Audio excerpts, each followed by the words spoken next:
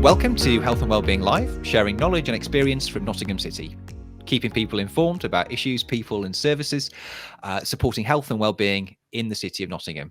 This is a relaxed podcast-style production pitched at an interested and informed audience, so there'll be a little dumbing down, and we want to really get into the depth of conversations and issues that are important for health and wellbeing within our city. I am Dr. Andy Foster. I'm a GP. I'm one of the directors at NCGPA, and I work at Place and PCN level on health inequalities. Do you want to just sort of introduce yourselves? Clive, then Donna, maybe. Yeah, thanks. So my role is one of the co-chairs of the Race Health Inequalities Group, and it really is about sort of a coordinating that work stream and supporting the programme as one of the priority health inequalities areas that we're looking at. Great. Donna, is it the same role that you do? Or? So I do the same. So I'm the co-chair to Clive's co-chair. So we co-chair the Race Health Inequalities Group, which is place-based partnerships, one of the cross-cutting themes around race health inequalities. So we are programme leads of the Race Health Inequalities for the place-based partnership. Okay, great. Thanks, guys. And what we often find is that people have had really interesting journeys towards the roles that they're currently occupying. So I was going to probably ask you first, Donna, how did you arrive at your role? What's been your journey to doing this work? Yeah, so it sounds a bit odd, really, as to how I arrived at this work. So from a background perspective, I'm employed by Nottingham City Care Partnership as a head of programmes for Small Steps, Big Changes, which is a change programme for expectant parents and children under 4. So you automatically think, and so why on earth are you doing this type of work?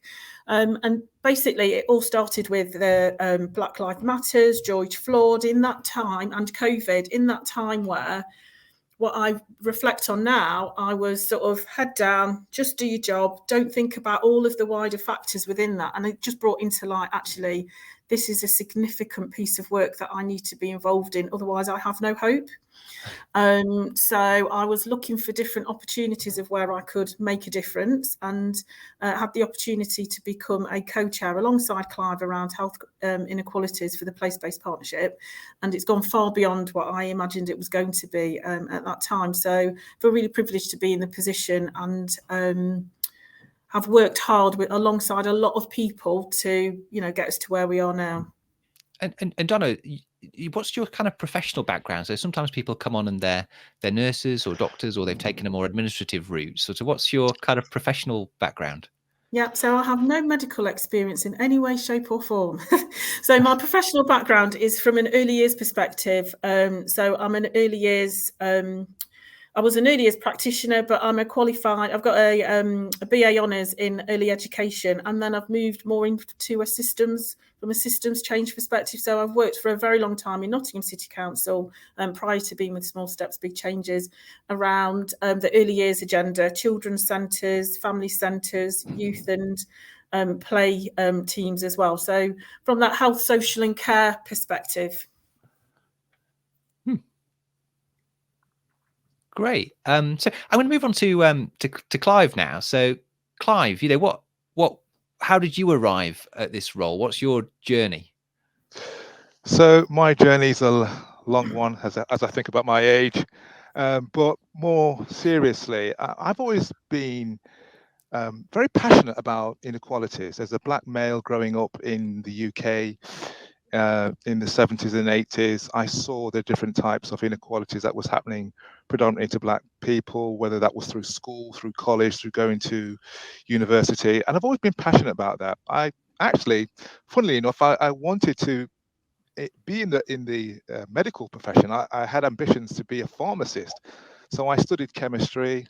I did that, but I didn't really feel, having done the placement and the sandwich course back then, actually at Nottingham Trent University, that it was the career for me. So my career background has been varied. I've been working in IT, a business support manager. I'm currently now actually working at Nottingham Trent University as the Executive Dean for Equality, Diversity and Inclusion. And equality is always featured because I also do work as a local pastor in a local church, and as part of that work, we've been very much involved in addressing, which is a majority black church, addressing race issues across the city for a number of years, going as far back as like when Nottingham had issues around violence and gun crime. So I've been involved in doing social action and social change around knife crime, hate crime, more recently with Windrush. But what specifically, and so in that regards, I guess I built up a little bit of a background catalogue of being involved in inequality issues. And more specifically around getting to this role, it was when COVID struck.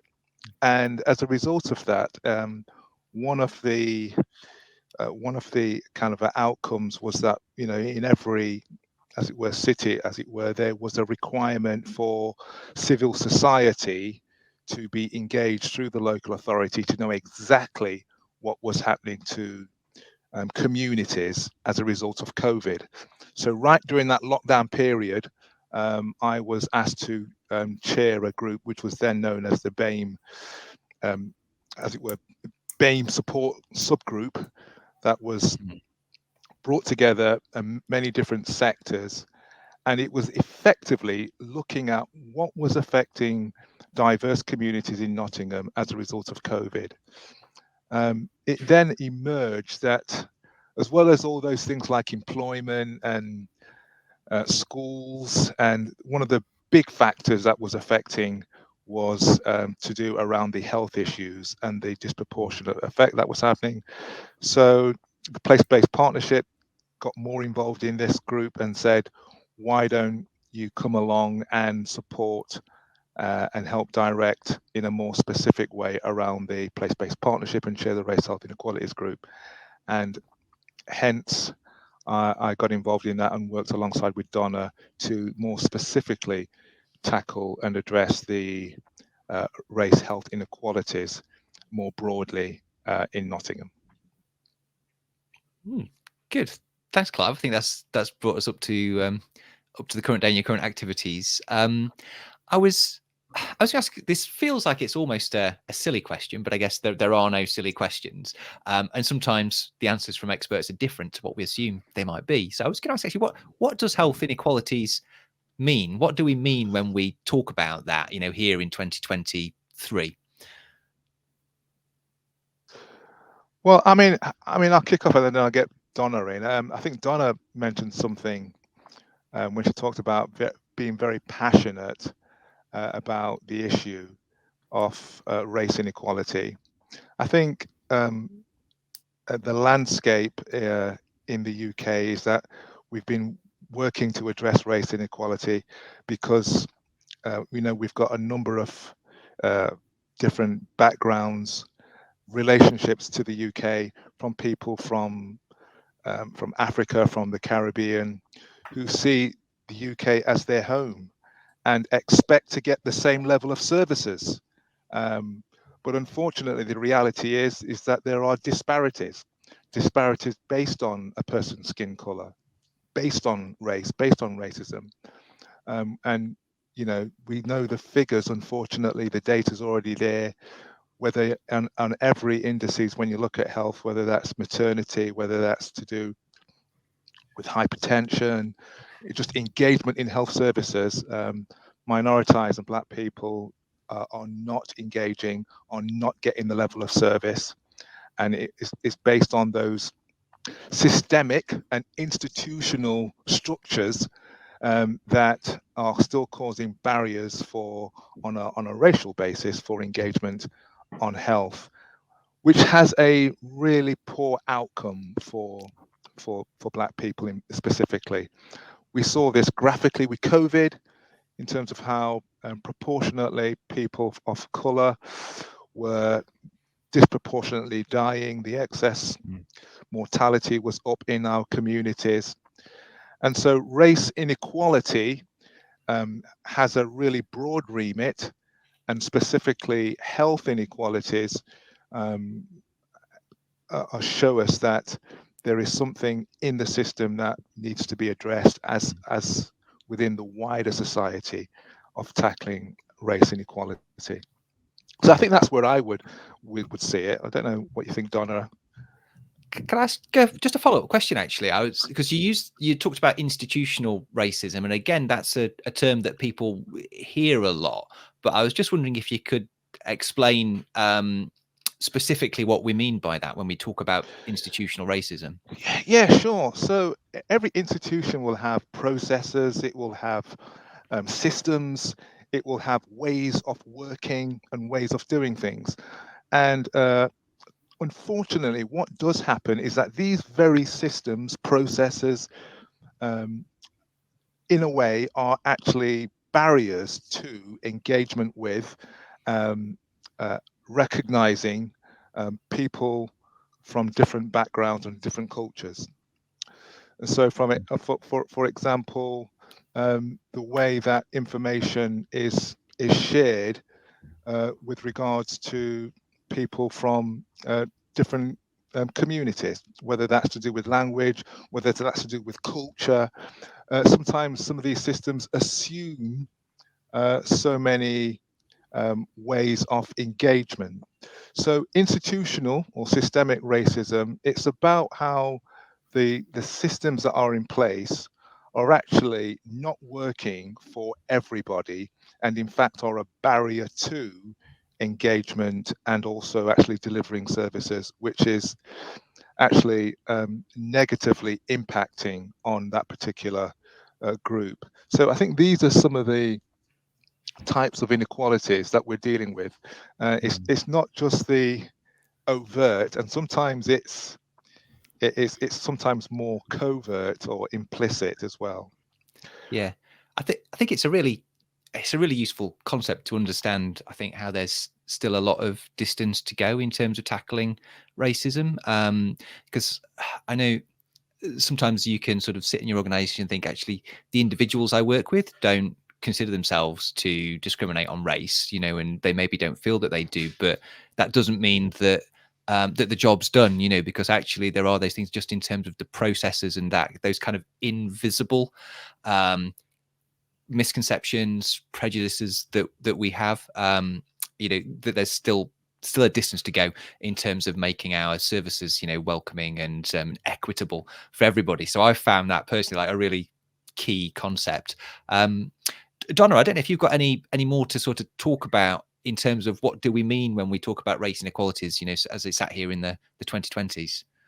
Yeah, and it's so significant, really, because it's in every corner, in every way, in everything that we do. And I guess wherever there is a challenge, it feels like the Black, Asian and ethnic minority groups are usually 2 or 3 times more likely to feel the impact of it in a greater way. So as Clive said, we saw that with COVID. A lot of people, or there were lots of reports to say, actually, COVID shouldn't have surprised us that the Black, Asian and ethnic minority groups were impacted significantly more, because the health data showed there was so much, we suffer far greater and have far poorer outcomes. And we're overrepresented in so many different spaces. So the race, health inequality is in every corner, in every sphere that we have, really. And I think, Clive's point around racism, and it is quite interesting because when you Google racism, the definition is not clear. But I guess what we see in practice are things like that have just been highlighted in a recent report around maternity. All of the training and processes to identify a baby's level of jaundice is done on look by the colour of the skin. So it's all reported against white skin.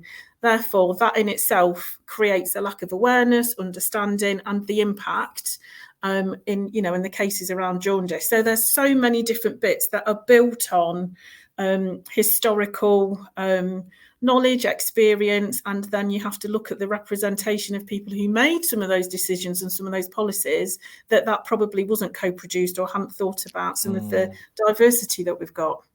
That's so true. I'm just thinking about my dermatology training when I was at medical school, and we were shown lots of photos, and we looked at and physical patients, but it was all white skin.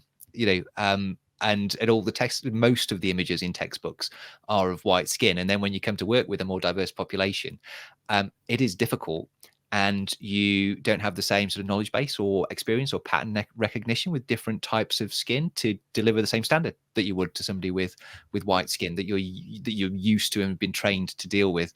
And also, you're absolutely right. I think the dermatologists that we're training as were all sort of white British people. I think things have moved on. I know I have colleagues, that I'm aware of both in dermatology and elsewhere who are from different groups now. So it's good to see that things are beginning to change. But you're absolutely right, and it just helps illustrate the problem, there in terms of how these things are institutionalized in the training and the information and the materials that we use. Sorry, I think I've interrupted you there, Donna. You might have had a bit more to say on that topic. No, absolutely. As you say, when you put it in practice, you can actually understand what the impact and therefore the unintentional impact, but also it is an impact nevertheless. And there's not one element will change that. Yes, there's the awareness raising, but then what changes from there? Yeah, good. The next question that we'd planned to ask was why is race inequality important? And it almost feels like we should instinctively know that it's important. And I think we've probably illustrated some examples of why it is. But is there anything else to say about why this is such an important issue to be talking about, either in general or now, at this point in time? Yeah, I think what I'd like to say on that is why it's important is because I think you touched upon it, Andy, in some way, is that in some parts of our society, it is viewed that race is not important, and that people from different racial backgrounds don't deserve to get a level of treatment. And unfortunately, that's because we live in a very political system, the wider society, and these narratives, some of them are very historical. We're talking about centuries of, for a lot of people.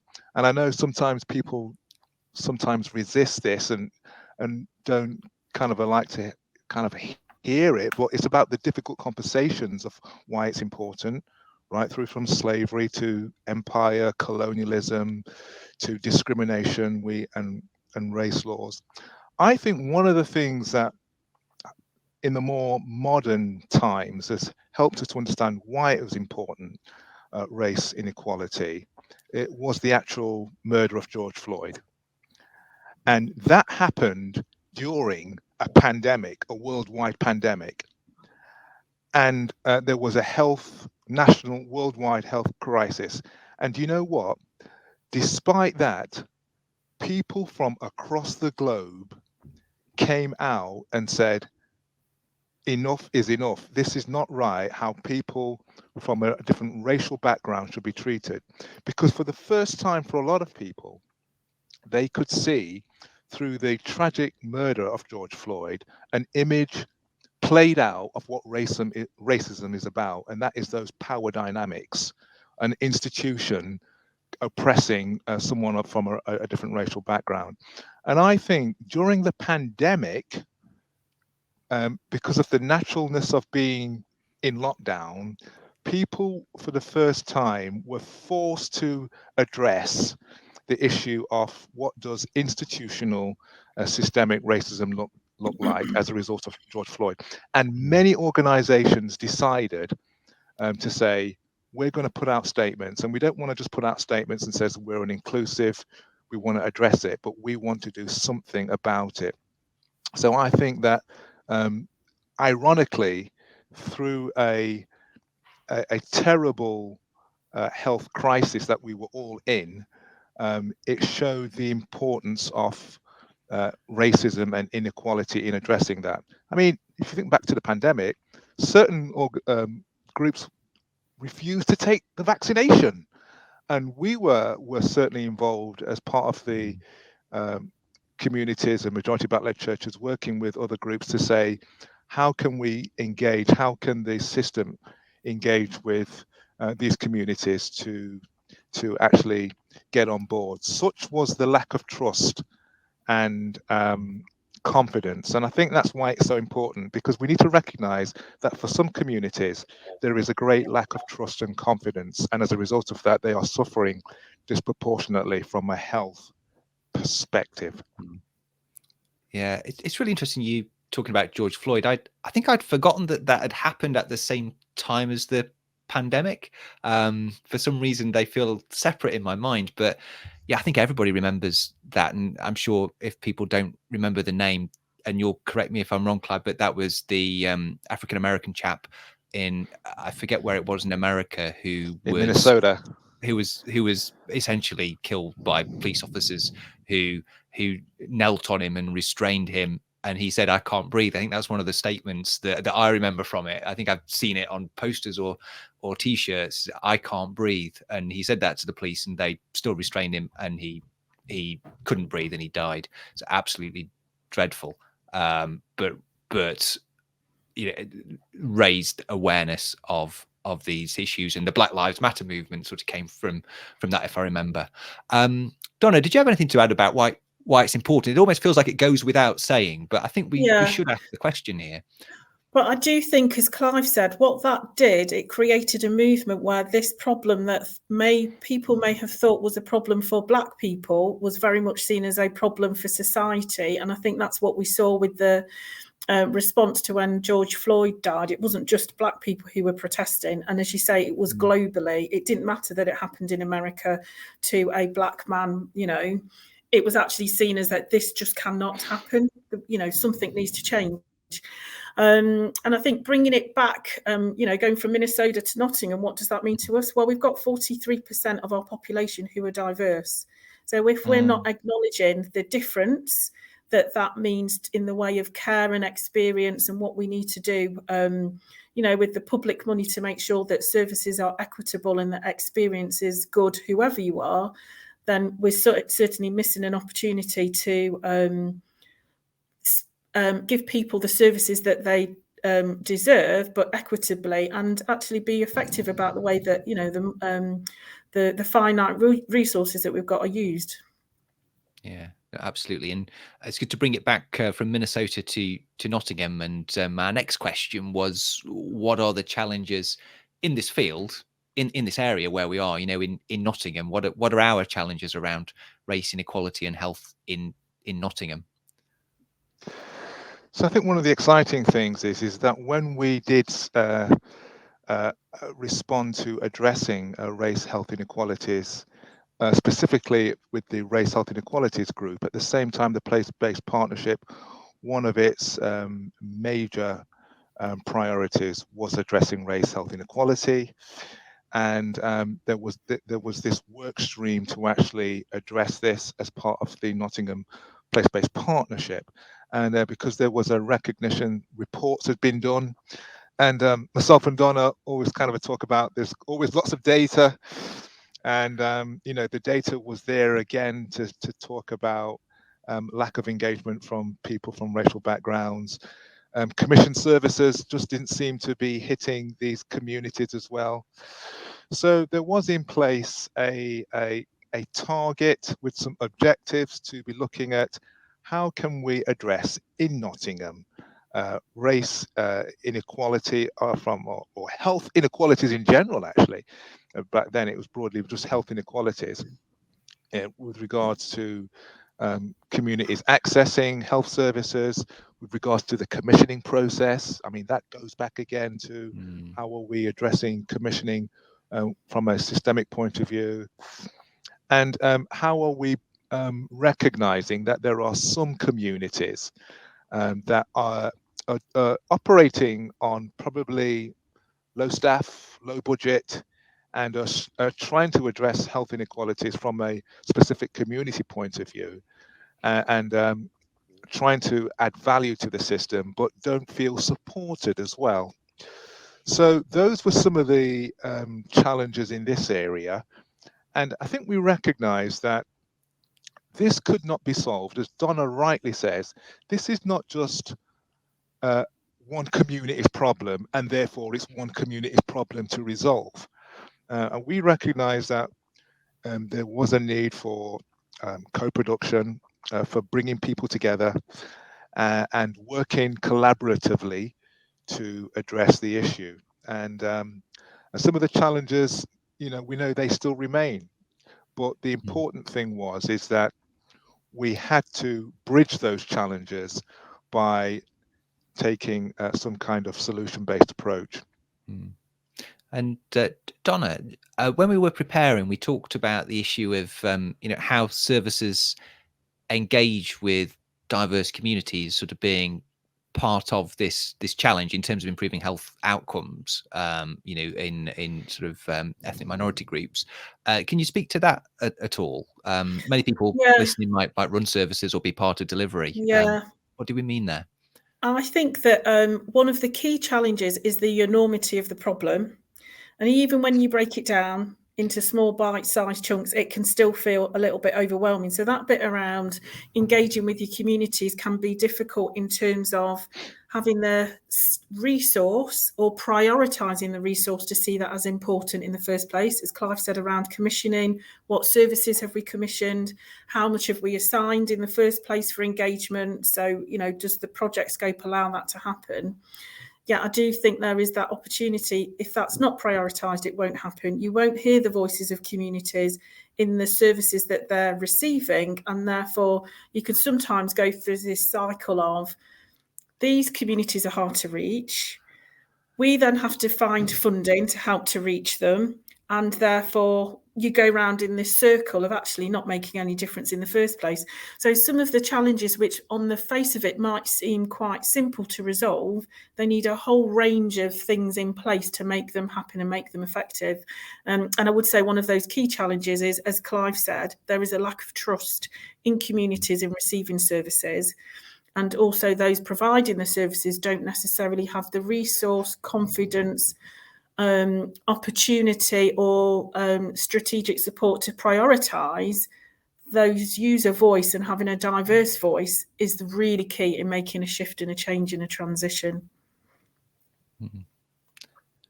Not a scripted question, this next one, but you've mentioned trust, and that is so important in terms of engaging with a community in terms of service design, service delivery. And I speak to a lot of people who are trying to design services or redesign services, and they are grappling with this question of how to engage with communities. How do you build trust? What would be your message for people out there on the service delivery and design side, trying to engage with communities and build trust and deliver something that will help reduce those inequalities? How do you build that trust? What should they be doing? I think that there's a number of ways of doing it. So if you're going to go out to communities directly yourself, you don't just go out when there's a problem. You actually really meaningfully want to understand what it is about your service or what you're providing that could be better. You listen to them, and the really important bit is that you feed back what it is that you heard and what you're going to do about it, and then you build a relationship with those people. You don't just once a year do a survey, get your information, and then not invest in them moving forward. And I think the other way, which is really important, there are lots of organisations already working with these communities. All these communities already have groups and different forums. So sometimes it's better to go to those existing forums and work alongside them to find out what's already happening. But with that, I do think it's also important to recognise that none of that's for free. So there's a lot of, people volunteering, charity organisations, and all of those other all of those other setups that statutory organisations can, work alongside. But there also has to be that recognition that those community groups, etc., exist in with finite resources. I mean, it should be seen as a collective response towards that. That is such a good point that very rarely I hear raised, actually. It says we want to encourage people and communities to give up their time to engage with services to help us deliver services that meet people's needs, better. But we often don't really talk about actually valuing that time and releasing people, paying expenses, things like that. That is such an important point to be made and to be heard. I'm going to move us on to the next question, because we've talked about challenges, and the flip side of challenges is opportunities. So, what are the opportunities in this space? Far away, either of you. Yeah, well, I think the first thing I'd want to say is, opportunity does knock from time to time. There was a famous program many years ago, some people may remember it, called Opportunity Knocks, and it was an opportunity to sort of show off your talent or whatever. So what I would say is that with every problem, there is probably the seed for change and an opportunity. But here's my issue. If you're not at the table, you're on the menu.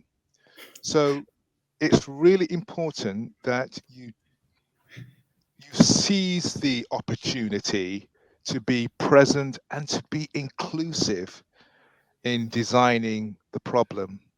The data tells us, we all know that more diverse groups, when addressing a problem, can get a better quality of solution. So the opportunity that we have when these problems in terms of race inequality occur, when we see the data, when we can evidence that empirically or anecdotally, is that we can take steps to bring people together professionally, and also for those people who are affected at the sharp end, and those people who are trying to resolve it, perhaps in the community or through the voluntary sector as well. I think that was the opportunity that we learned during the COVID and the issues around the inequality issues that the Race Health Inequalities Group were addressing during that time.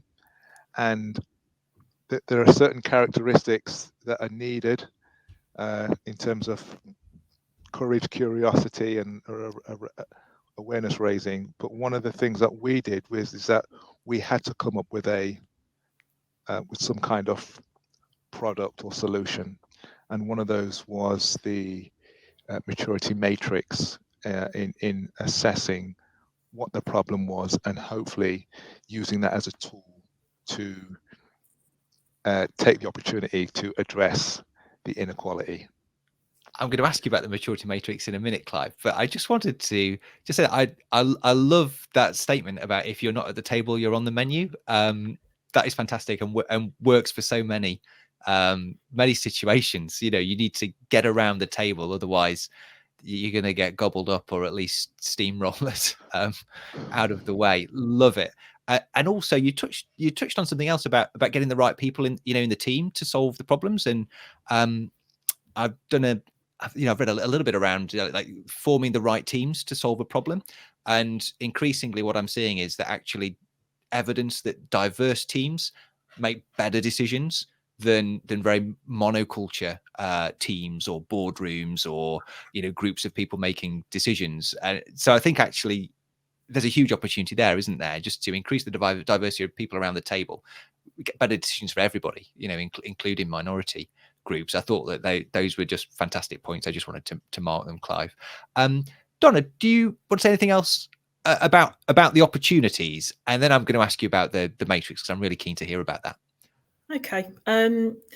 So from an opportunities point of view, I think we've all got a responsibility to change the narrative about Black, Asian and ethnic minority groups. Because even this conversation here, which I know is very specific about race, health and inequalities, but I would love to change the narrative too. Nottingham is a really rich and diverse community, which has a whole range of different diverse citizens within it, and we're really grateful for that. We do know that there are disparities as a result of that, but actually by changing some of that narrative, that might help the experience that people have. Because I think, one of those challenges that we might have seen is that, I don't know, somebody might not be able to get an appointment at a GP practice. And that everybody's frustrated with that. But as a Black person or an Asian person, if you felt like you're constantly not, you're the last to find out about things, or you're always removed from different things, then it feels worse. So I think it's really important to change that narrative and the experience within that, which is why I think one of the opportunities is to consistently remain curious, question, acknowledge that race makes a difference and ethnicity makes a difference. And it's really good to understand what some of those differences are so that you can make sure that you receive and give the right or the best care for that person. But to do that, you've got to have confidence and curiosity within that, which I think the maturity matrix provides some of that. And can I ask about this? Because I've heard both of you talk about curiosity, awareness, and these sorts of concepts around race and race inequality. And I might show my age a little bit here, but when I was growing up, I guess this is sort of the 90s, I suppose.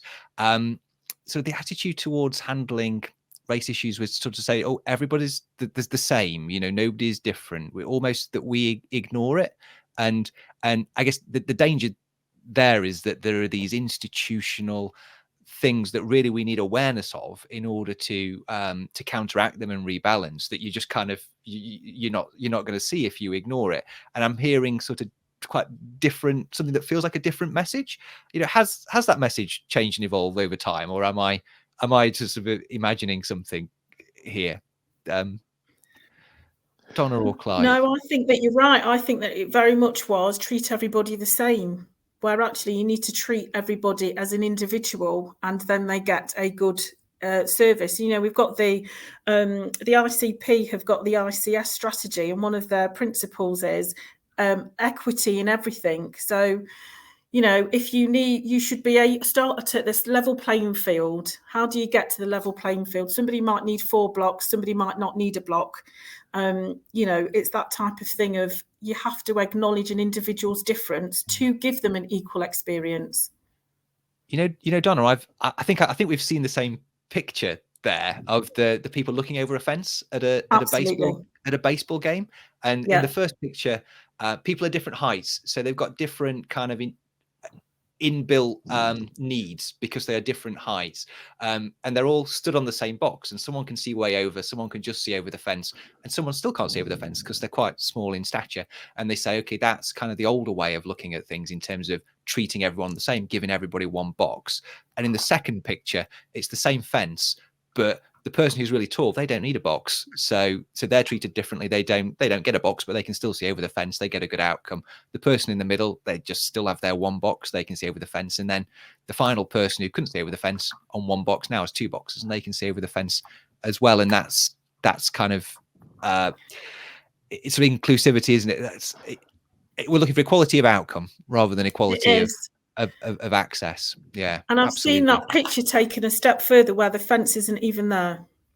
So what happens when the fence isn't even there? And I think the other bit around because I do, you know, that it's a really great image, and it does conjure up those different thoughts, because how hard did you have to work to get the box in the first place, and therefore what impact did that have on you before you even got there? So it is very powerful image, and to think about the experience that people have, which some might have previously might have called baggage, but actually your experience will impact on how you accept, receive, or, you know, try to get a service in the first place. Yeah. So let's start talking about solutions now. So I heard when we were talking before preparing, Clive talked about a solutions-based approach, and you've both mentioned the matrix a few times as well. So I don't know if you want to speak to those points. Yeah, well, I'll just say a little bit about the approach, and then Donna perhaps can talk specifically about the matrix. What's important that we felt in terms of addressing these sometimes complex, long-standing issues of racial inequality in the health system is really co-production, the approach of getting everyone around the table, that their voice is important and their voice matters, and that we start to be more focused in our agenda to find common ground to address an issue. It's affecting a particular part of the community in terms of their health outcomes. We know that there is a responsibility and an onus on the system itself to be working for the whole of the population. So it's about finding that common ground, and it's getting a commitment to finding a solution. Look, you know, everyone or people who are disproportionately affected will have more of a stake to almost like rightly complain And sometimes, even in these situations, sometimes it's very difficult for services, institutions to accept that sometimes people want to just, as it were, let off steam. But once you get beyond that steam, sometimes they can be the very people who could be creative in finding a solution, but it's about finding that ground. And so that's what we learned in terms of having a solution-based approach. And we got round the table, brought communities, voluntary groups, people from in the sector to look at a solution, and we all had a stake in what that solution could be. And in this particular instance, we looked at the development of the maturity matrix model. That was my cue for Donna. Yeah, and cue. Sorry, I missed the cue. So yeah, in essence, the maturity matrix, it's a culturally competency maturity matrix, and it provides a framework to have conversations like we're having today, to sort of sense check, review, think about how things, you know, could be different. And there's 7 key principles which we identified as 7 key things that need to be in place to affect change. And we've already spoken about some of those things earlier. As you said, Andy, before, that inclusive and diverse decision making. Who's round the table? How diverse is that? Yes, in ethnicity, but in knowledge, experience, and technical skill. If you have the same people trying to solve the same problem, you're probably just going to go around in circles, that type of approach. You know, we already spoke about the finance around it. So if there isn't financial investment in being able to co-produce, then that's probably not going to happen. So the 7 principles bring about areas or conditions, if you like, that will affect the change.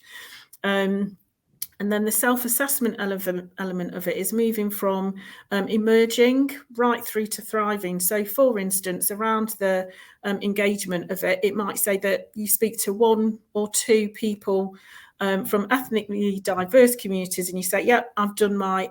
We've spoken to those communities." Whereas actually, it's probably tokenistic. You probably haven't got a broad enough view.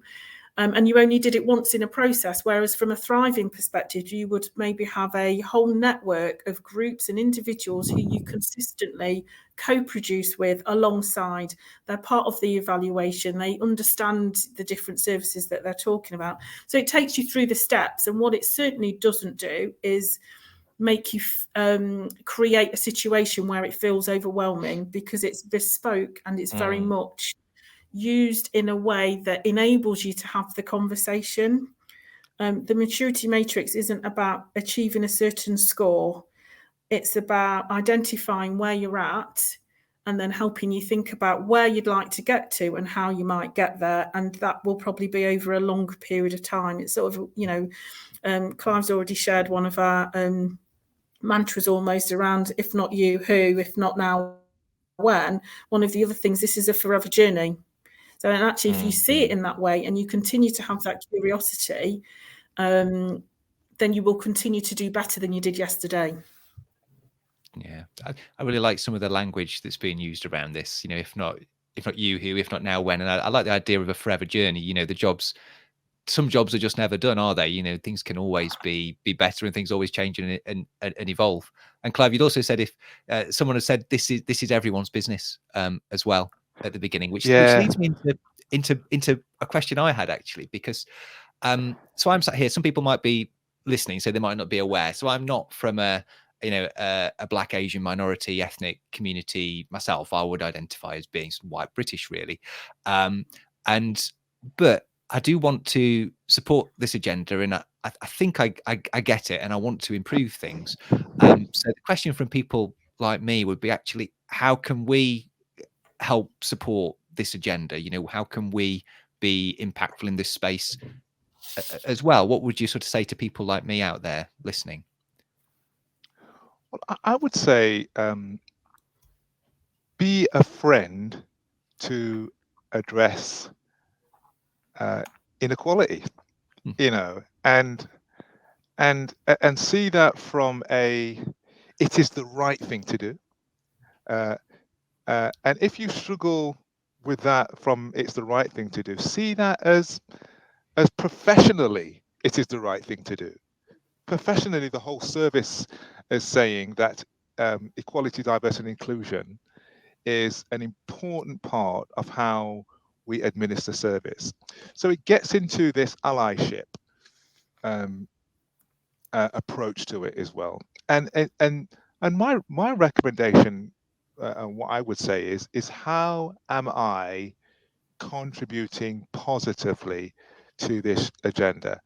Am I helping or hindering? And one of the first places to start is to be open to listen. I mean, and that's the first thing I would say. Listen openly, listen empathetically, and I think through that skill, very often you can be moved into a position where you can take the right kind of action. Okay, that's helpful, Clive. And Donna, have you got any advice to that question? Yeah, I think you sometimes have to be brave and think, oh, I feel a bit uncomfortable about this. I've got a bit of a knot in my stomach, but I'm going to ask it anyway because I don't know. And I think there is a whole range of stuff that I don't know about African communities or South Asian communities, or, you know, a whole range of different communities. But that doesn't mean I shouldn't be open to learn, understand, and ask the questions. And I think that there's a real confidence level that you then need to start having to feel uncomfortable and actually, but feel comfortable with being uncomfortable. I think there's, you know, we hear lots of terminology around allyship and anti-racist organisations, and whether you choose to look the other way or not. And I think that there's probably points where you could think, actually, today I'm going to deal with this differently and look at it in a different way. So for yourself, I don't know, walking into your GP surgery, what does your staff makeup look like? You know, do you think that your team are representative in that surgery? If not, why not? Is that something that you've ever discussed it? You know, and there's little bits that you can make that you can be very deliberate about, saying, today I'm going to look at this from a different lens. Yeah, I think that's really good advice, actually, and it's really good of you to just take that down to kind of walking into our surgeries, our services. Are we representative? You know, are we welcoming? Do people feel represented and acknowledged here? So that's really good advice. I think quite actionable for people out there listening. The final question, and we ask this question to everybody who comes on this podcast for a chat, is after listening to this, what would you ask people to do next? People might be sat with their phone in front of their computer. You know, what do you want them to do next to take this issue forwards for them? So I'll go to Donna first, and then Clive looks a little bit more deep in thought. So we'll come to Clive afterwards. Donna. A couple of things, really. I think that there's having a conversation with colleagues, put it on your team meeting agenda, something that you bring into conversation over lunch, because I think that there's that awareness raising, and you will start then to maybe think about things in a different way. Remaining curious is really important. I am also going to advocate for the fact that you can go onto the Place-Based Partnership website and look at the maturity matrix, because that really does spark a conversation. There is something there for everybody, and you don't have to do the whole thing at any one time. You can just say, actually, topic of conversation for today, I'm really going to think about the data I get around, you know, and how I use it and whether it really tells me what I really need to know. I think one of those key questions is when you say, who have we've had, I don't know, a survey or response from 20 different people, that you go, oh, that's great. Who didn't we hear from? So it's great to know who you did hear from, but who didn't you hear from? That's a really good point. Really, really good. And Clive, I think you might just about get the last word, just about, in the podcast. So what would you ask people to do next? Well, I would ask people to ask the question, how reflective and representative are we, is my organization, is my service? And what can I do to help that? And that could be from hiring, that could be from just bringing to the attention of your service manager that there are areas here that needs to be looked at in a team meeting. At whatever level you're at in the organization, how is that service, how is that area being representative of the great city of Nottingham, which is 43% Black and Asian minority ethnic, and can I play a part in delivering a more equitable city and addressing health inequalities. That's great. I think that's a good place to end. I'm just going to finally thank people for staying with us for the long haul, for listening to this really, really interesting and insightful chat. I've really, really enjoyed my time. So thank you very much to Clive, to Donna, and for everyone out there listening. There are some other episodes in this podcast series, so I'd invite you to have a look on the platform that you're on, and maybe listen to some more episodes as well, to learn about the good work that's happening in this great city, as Clive said, in Nottingham. Thanks, Clive. Thanks, Donna. Thank you very much.